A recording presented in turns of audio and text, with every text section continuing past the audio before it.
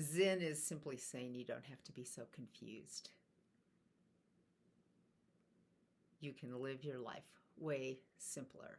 In our story this week about the fertility miracle, a woman comes, and she wants to get a miracle because she's infertile.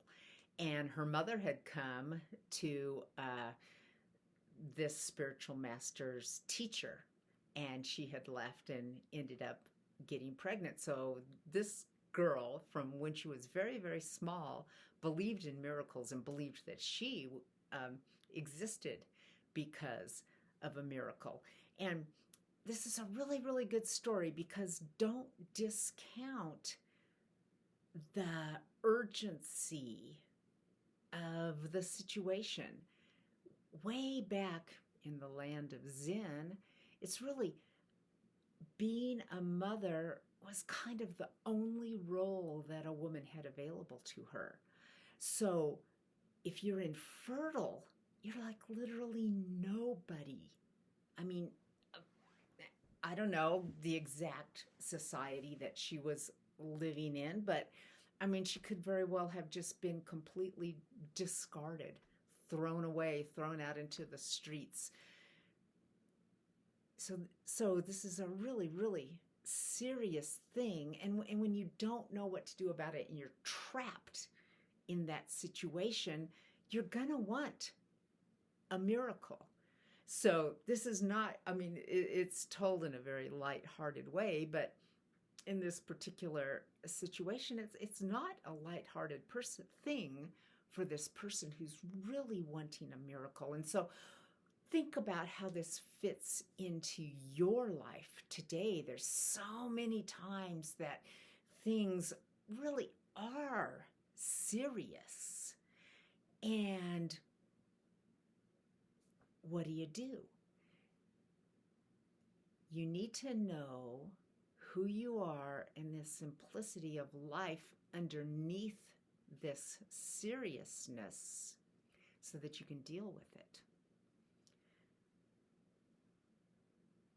So the what the story is saying is that the first miracle, so-called miracle that happened, was just an accident anyways, and this spiritual teacher knows that that's the case. So when she comes and she gets all upset about the fact that she wasn't able to have the same miracle, it doesn't change the reality of what's going on, but it changes the way that you can deal with it. Because whenever anything really bad happens, you have two choices. One, you can turn it into a wound, a giant wound, so that your whole life, then the rest of your life, is consumed with this problem. And this is very much what has happened to the woman in this story too. It's a very serious thing, but she's making it worse. So you can turn your problems into a wound, or you can learn from it and become wise. I don't know the details of the society that people were living in, but almost always in human society, there's a need for wise people. So this woman was kind of refusing to take the step, accept what is happening, and become wise from it. That's life. It's a hard thing. We don't always get what we want. We don't really even always get what we really need. So being awake and aware and turning everything that happens in your life into wisdom is really our only choice. We don't get to set the rules, do we?